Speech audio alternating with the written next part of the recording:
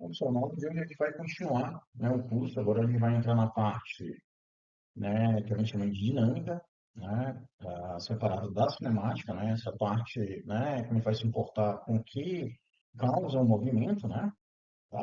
Embora aqui no começo a gente não vá priorizar o movimento, vai falar um pouco de estática, tá?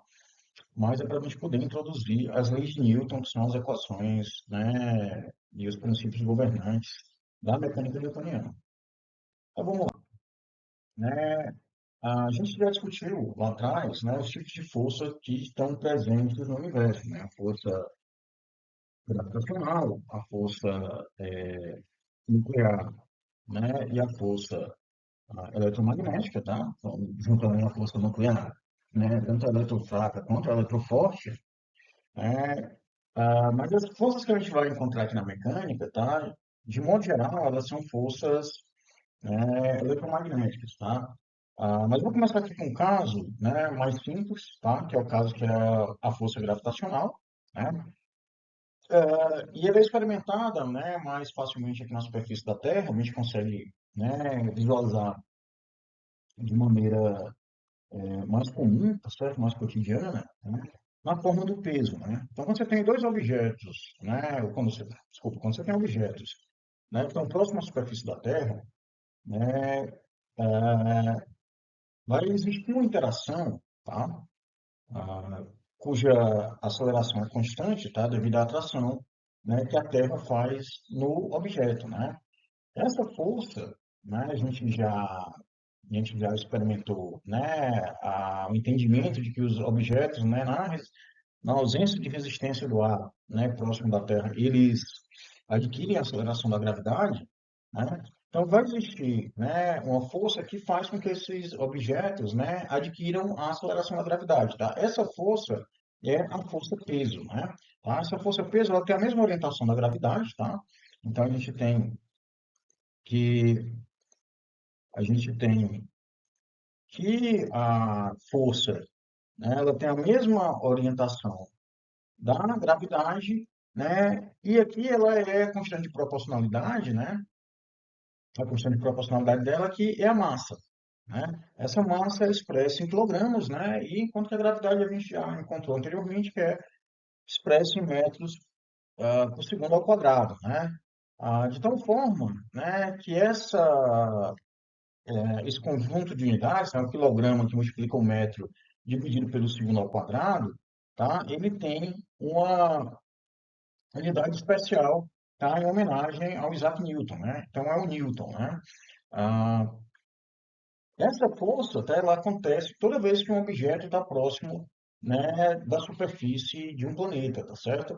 E a gente vai supor que ela seja aproximadamente constante e tem esse valor, né? Aqui na cidade, né, do Crato, ela assume um valor, né, a aceleração da gravidade assume um valor de 9,8 metros por segundo ao quadrado, tá? E aí a força seria, né, dependente da massa de cada objeto, tá? Ah, essa força, né, a gente vai ver na próxima aula, essa força que a Terra exerce nos objetos é a mesma força que os objetos exercem na Terra devido à atração gravitacional, tá? E esse objeto, então, atrai a Terra com o mesmo valor dessa força, né? Localizada, essa força, a gente pode pensar num diagrama como localizada no centro da Terra. A gente tem também, né, as forças de contato, né? Então, quando a gente tem o contato entre dois corpos, né, existe uma força, né, ah, que é repulsiva, né, de modo geral, tá? Ela aparece quando você coloca esses corpos em contato. A gente vai classificar essas forças de contato de dois tipos, né? As forças de contato normal, né, são aquelas que a direção da força ela é normal à superfície, ou seja, é perpendicular à superfície de contato entre os objetos, né? Tá? E aí os dois objetos também experimentam, né, forças, né, de mesmo valor, tá? Mas nos sentidos contrários, né? E as forças de contato tangencial, quando, né, essa força está numa direção ao longo da superfície, né?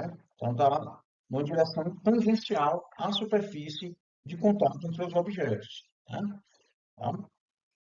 a gente vai encontrar aqui algumas forças, né, algumas forças no nosso dia a dia, né?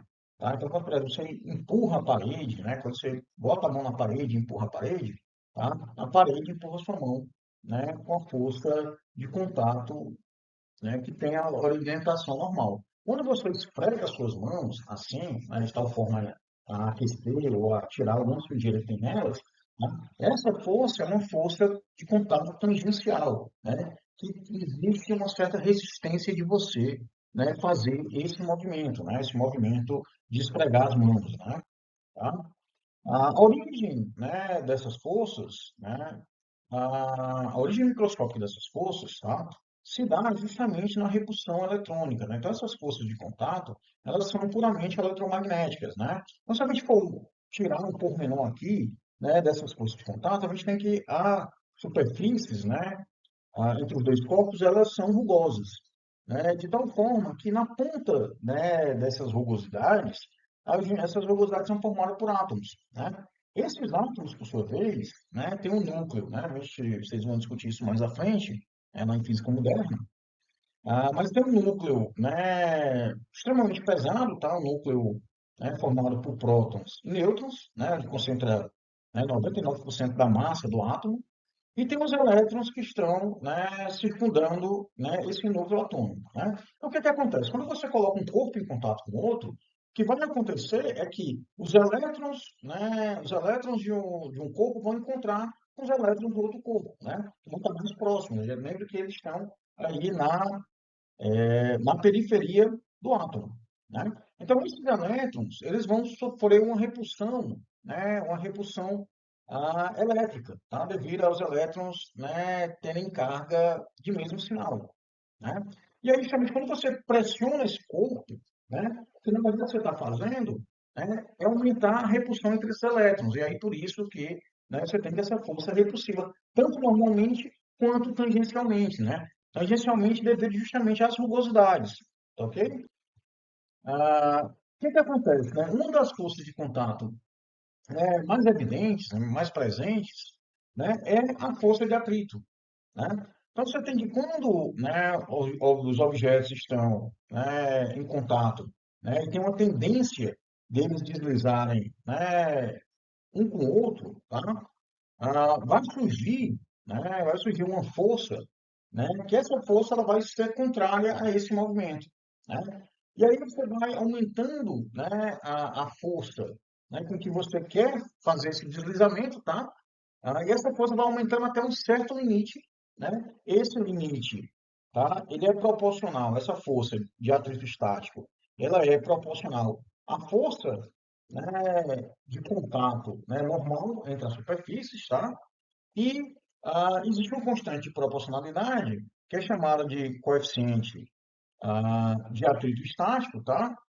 Que determina justamente qual é o valor máximo dessa força, né? E aí, quando o objeto começa a deslizar, né? Quando ele começa a deslizar, você tem, né, uma força de atrito agora, só que essa força de atrito é cinética, a gente vai discutir, né, nas próximas aulas, né? Então, quando dois corpos, né, eles deslizam, né, depois de superar a força de atrito estático, tá?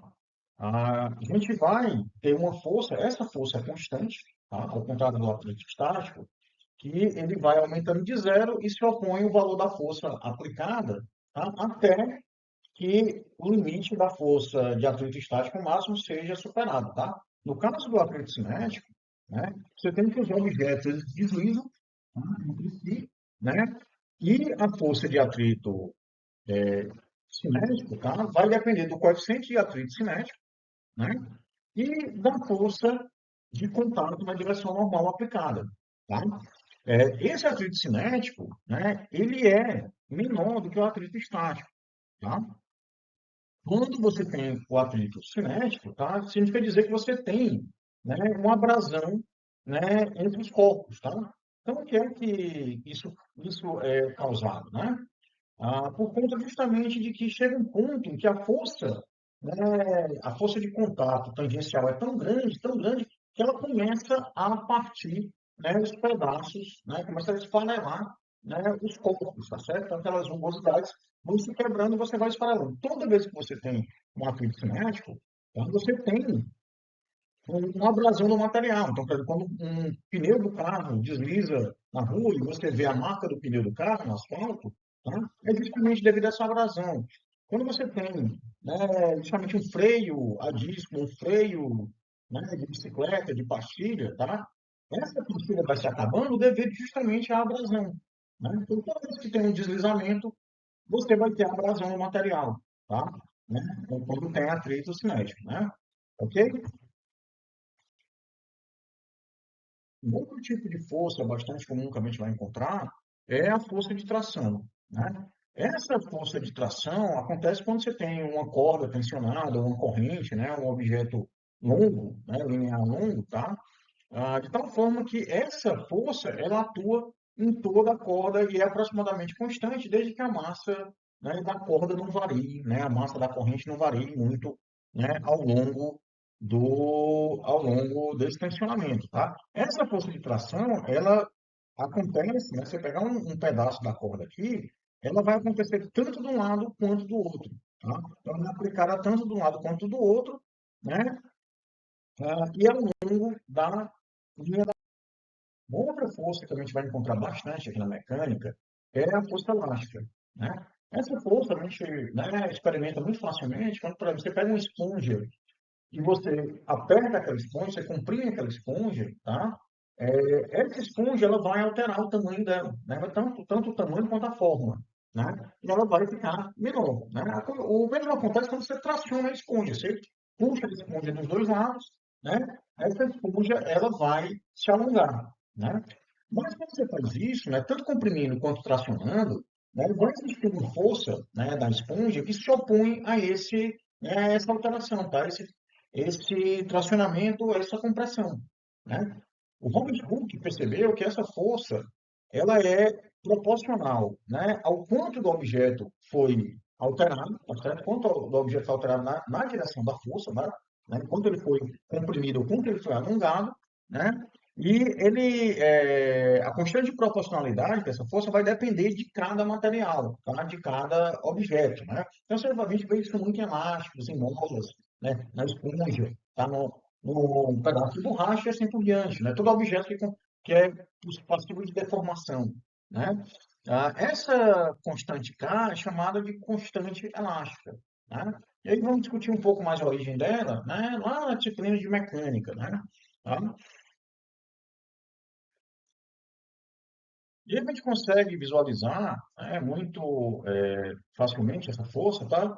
Se a gente colocar, né, uma mola, tá, pendurada no teto, né, e essa mola de tal forma que ela tem um comprimento x0, né, quando a gente coloca um peso, né, coloca uma carga, né, na outra extremidade dessa mola, tá, ela vai sofrer um alongamento, né? E esse alongamento, né, via de regra, ele é proporcional, né, à quantidade de carga que você vai colocando. Então, se aumenta, né, a carga, né, você aumenta a, o alongamento, tá? E aí foi o que o Hulk percebeu, né? Que a força é proporcional ao alongamento, tá? O que que acontece, né? Todo corpo, ele tem um regime elástico, né? O que é o regime elástico, né? Você pegar, né, e aplicar a força no corpo, seja de tração ou seja de compressão, tá? Você aplicando uma força, você vai ver um alongamento, né, ou uma compressão do corpo, né? Então, vai haver uma alteração no comprimento do corpo, né? Quando essa força ela é proporcional a esse alongamento, pela lei de Hooke, a gente diz que ele está no regime elástico, né? Se a gente olhar, né, para as moléculas, né, que compõem esse corpo, tá? A distância entre elas, né, quando você coloca a força, né, ela se alonga, quando você solta essa força, né, esse objeto volta para o estado original, tá? Então, a gente diz que ele tem um regime elástico, né, porque quando você coloca uma força, né, a compressão ele diminui, mas se você faz uma esponja, por exemplo, né, se você soltar, depois ele, pronto, ele retorna à forma original, né? Esse é o regime elástico. Quando a gente passa, né, desse regime elástico, né, quando a gente passa, né, a exercer uma força maior, né, que vai acontecer é que né, esse material internamente, tá? As moléculas né, que mantêm a estrutura do material, elas vão se soltar, elas vão se dissociar das vizinhas, tá certo? E aí, quando elas retornam, né, elas se ligam numa molécula que não era aquela que ela estava ligada anteriormente, né? Tá? E aí você, se for um cristal, você altera o plano com que aquela molécula estava se ligando, né? E aí, quando você retornar a força, se você, por exemplo, pegar uma liga de cabelo, né? E aí você estica até um determinado valor, quando você solta, ela volta para o estado original, né? Esse é o regime elástico, beleza, a gente discutiu. Mas se você pegar essa liga de cabelo, né? E aumentar, né? Até um determinado valor, por exemplo, pegar esse clipe de papel, tá? Se eu faço, né? Esse alongamento aqui, né? E solto, ele volta para o estado original dele, tá? Isso aqui é um regime elástico, né? Só que se eu aplicar uma força maior, tá? Quando eu soltar, né, ele não volta mais para a forma original dele, tá?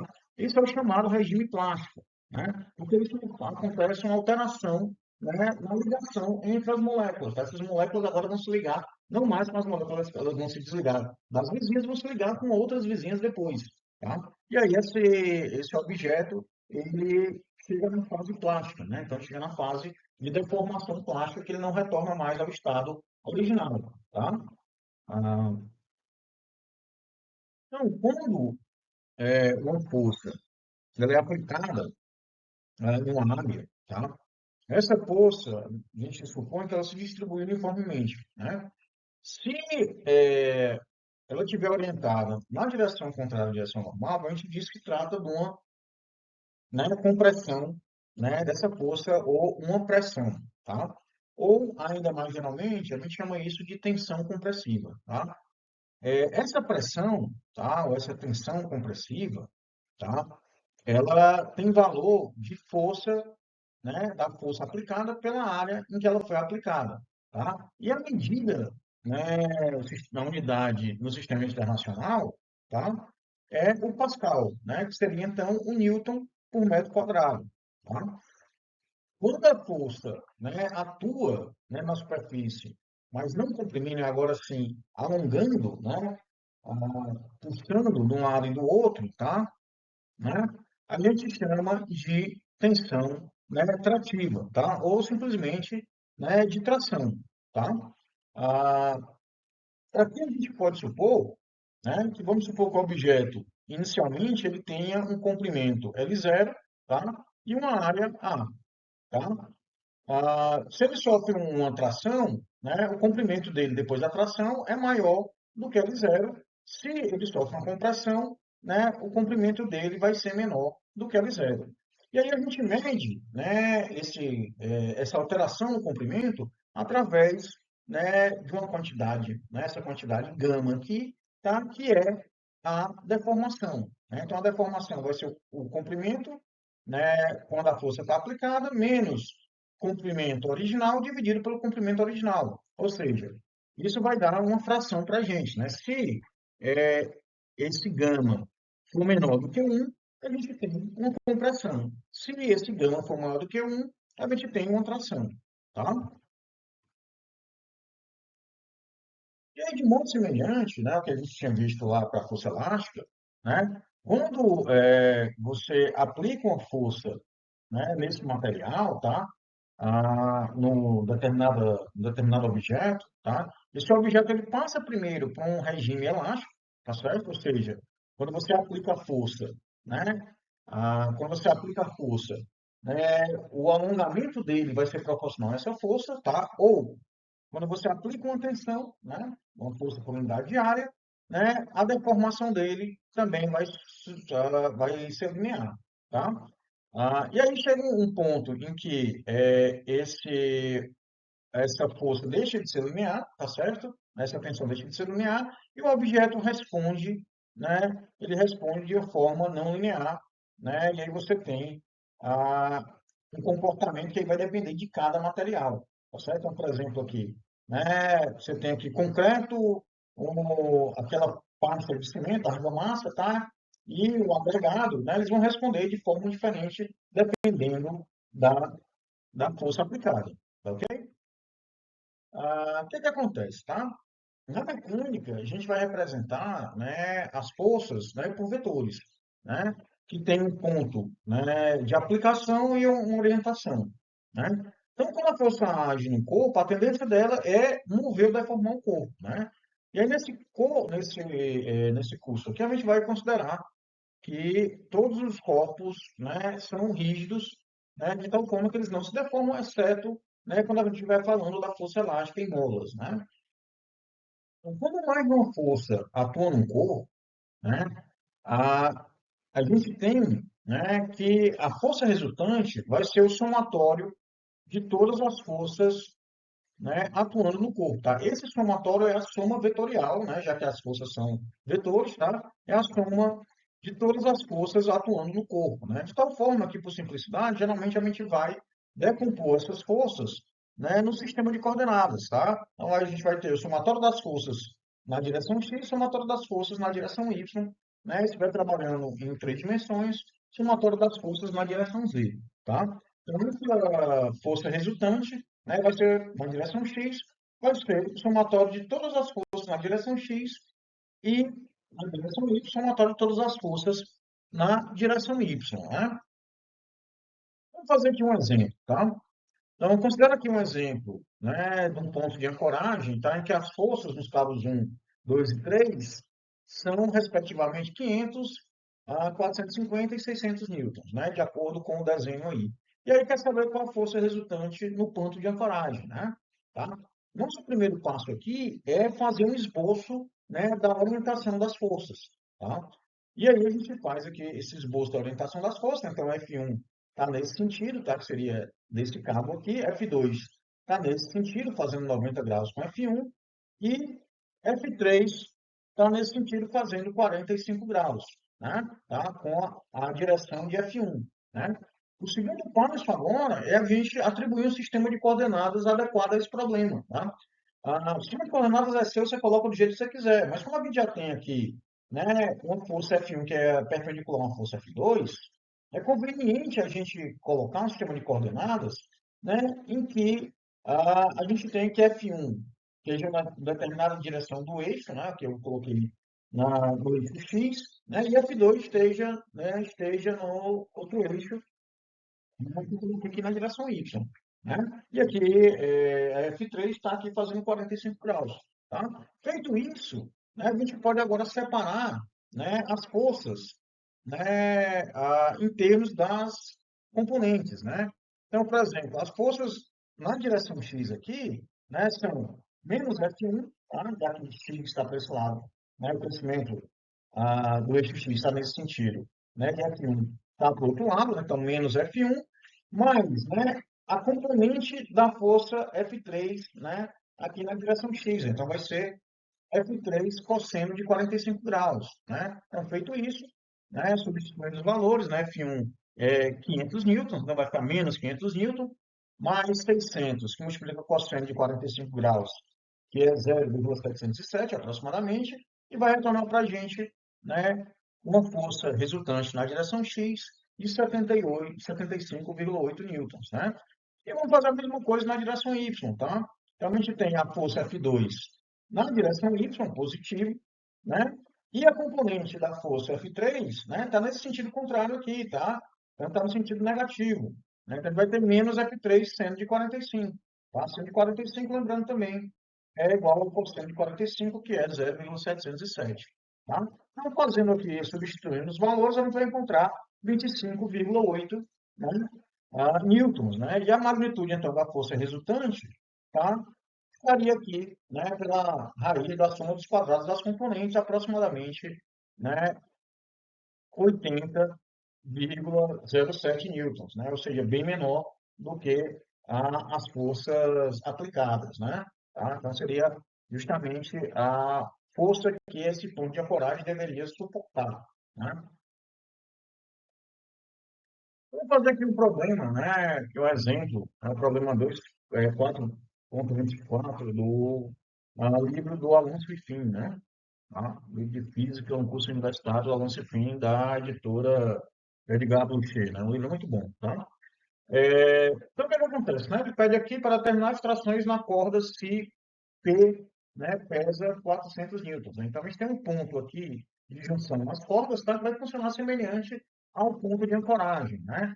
Então, aqui na letra A, né,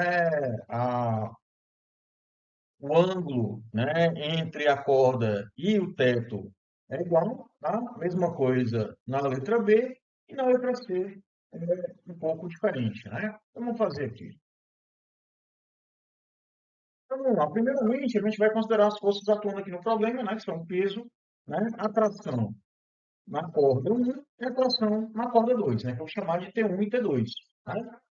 Então, aqui, se a gente trocar aqui o desenho pelo diagrama de forças, né, a gente tem, né, que a gente vê claramente que as componentes de T1 e T2 na direção X, né, como o ângulo é o mesmo, tá, elas vão se anular. Né? Elas vão se anular e a gente precisa se preocupar somente, então, né, com a direção Y. Né? Tá? O que é que acontece? Né? Então, o somatório das forças na direção Y, né, vai ser o peso, né, para baixo, tá? A tração, né, T1, a componente da tração T1 para cima, tá? De tal forma que a componente dela é T1 seno de 50 graus, a mesma coisa, né? A tração T2 seno de 50 graus, né? O somatório de tudo isso vai ser igual a zero, porque a corda, né, está em equilíbrio, tá? Ela está estática, né? Tá? O sistema está estático. Então, por simetria, a gente tem também que T1 é igual a T2. Né? Se T1 é igual a T2, né, a gente tem aqui que T1 150 graus mais T2 150 graus é duas vezes T1 150 graus, que é igual ao peso do objeto. Né? Ou seja, T1 vai ser P dividido por duas vezes o 150 graus, né, que vai dar, né, o resultado aí para a gente de 261,10 newtons. Né? Tranquilo, né? Então vamos fazer o outro exemplo aqui, a outra letra, né? Então na letra B aqui a gente tem o mesmo problema, tá? Problema semelhante, agora o que muda é o seno do ângulo, né? Então, desculpa, o que muda é o ângulo, né? Que antes era 60 graus, agora passou a ser 30, né? A gente vai trocar novamente o desenho pelo diagrama, né? E a gente tem então que a força na direção Y, né? T1 seno de 30, mais T2 seno de 30, menos o peso igual a zero, né? Por simetria também, a gente tem que T1 é igual a T2, o que implica que T1 vai ser igual a 400 newtons, né? E por fim, né, a gente tem o, o problema, né, C, tá? Nesse caso, a gente não tem simetria, então a gente tem que considerar, né, também o somatório das forças na direção X. Né? O somatório das forças na direção X, né, implica para a gente que a componente T1, né, na direção X vai ser T1, né, cosseno de 30 graus, como está apontando para esse lado, né? Vamos considerar negativo, né? E a componente T2 na direção X vai ser T2 cosseno de 60 graus, né?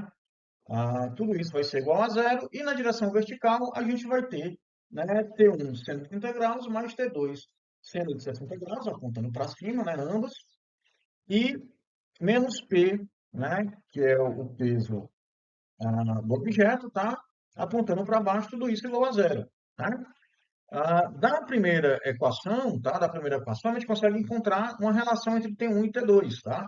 Então, passando, né, T1 para o outro lado, né, a gente vai ter que T1 vai ser T2, que multiplica cosseno de 60 dividido por cosseno de 30, né? Substituindo os valores, né, cosseno de 60 graus é meio, cosseno de 30 graus é aproximadamente 0,866, né? Então, a gente vai ter que T1 vai ser 0,577 vezes T2, né? E aí, agora, a gente, munido dessa relação, a gente pode jogar aqui na equação para somatório das forças na direção Y, né? Tá? Então, a gente tem aqui, passando P para o outro lado, a gente tem que a, a, o peso, né, vai ser igual a T1 130 graus mais T2 160 graus, que é o que está escrito aqui, só que agora a gente vai substituir T1, né? Então, T1, que é 0,577 T2, que multiplica 130 graus, mais T2 160 graus. Ou seja, P vai ser igual, né? Seno de 30 graus é meio, né? Seno de 60 graus, 0,866, né? E aí, substituindo, a gente vai encontrar que T2, né, vai ser P dividido por 1,155, né, que vai dar 346,32 newton, retornando T1 vai ser igual, né, da equação 0,577T2, que multiplica agora o valor de T2 que foi acabado de encontrar, que vai retornar 199,83 newtons, né? Então, são problemas, né, relativamente tranquilos, né? Se você seguir o passo a passo de fazer o desenho, né? Substituir o desenho pelo diagrama, tá? Atribuir um sistema de coordenadas apropriado, né? E a partir disso decompor as forças, né, no sistema de coordenadas, tá? E aí fica fácil de encontrar soluções desses problemas, né? Então, fazer aqui um problema, né, um pouco mais chatinho, né? Problema 4.31, lá do mesmo livro do Alonso, né? Vamos supor que a gente tem uma esfera, né, cujo peso é 500 newtons, né? Ela está apoiada em dois planos lisos, inclinados a 30 graus e 45 graus, tá? Ah, e aí, que a gente calcule as reações, né, dos dois planos sobre a esfera, né? Então, primeiramente, a gente vai determinar as forças atuando no sistema, tá? Chamei, né, de R1 a força de reação do plano, né, no lado esquerdo, né, da esfera, né? R2 vai ser a força de reação do outro plano, né, ah, no lado direito da esfera, e P é o peso, né, da esfera, tá? Então, as reações, tá? Note aí que elas sempre acontecem na direção normal à superfície do plano, né? Então, se a gente vai admitir o sistema de coordenadas, né, que está aqui já desenhado aqui, né, onde y vai positivo para cima, tá? E x, né, está na direção, né, perpendicular a y, né? E aí, desse modo, a gente tem que somar todas as forças na direção y, né? A gente vai ter aqui R1, né, seno de 45 graus, tá certo? Na direção y. E a gente vai ter R2 aqui. Note que eu vou ter R2 seno de 60 graus. Como é que 60 graus é isso, né? Esse 60 graus é justamente né, a, devido justamente à semelhança dos triângulos aqui, né? De tal forma que, de tal forma que a gente vai ter, né, que a força atua nessa direção, né, nessa direção de 60 graus. O desenho aqui não está perfeito, tá? Mas atuaria nessa direção, né? E aí, então, a gente tem que somar todas as forças, então, na direção y, né? Vai ser a componente de R1 na direção Y, mais a componente de R2 na direção Y, menos o peso igual a zero. E na direção X, a gente vai ter, né, a componente na direção X, né, de R1, tá? Que está apontando nesse sentido aqui, né? Então, está apontando positivamente. A componente de R2 na direção X está apontando no sentido, né, negativo do eixo X, né? Então, vai ser negativo aqui de R2, tá? Então, vai ficar R1 cosseno de 45 menos R2 cosseno de 60 graus igual a zero. E aí, a gente pode pegar essa equação para o somatório das forças na direção X e encontrar uma relação de R1 com R2. Então, vai ficar R1 vai ser igual a R2 cosseno de 60 dividido por cosseno de 45, né? Tá? Que vai dar aí aproximadamente 0,707 R2, né? Tá? Então, aí mais facilmente a gente fica colocando o diagrama, né, aqui no quadro, né, no slide, né? Tá? Agora a gente só vai fazer o seguinte, né? Vai fazer como a gente fez no problema anterior. Então, vai pegar R1, que é 0,707 R2, e substituir na equação, né, para o somatório das forças na direção Y, né? Então, vai ficar R1 seno de 45 mais R2 seno de 60 menos P igual a zero.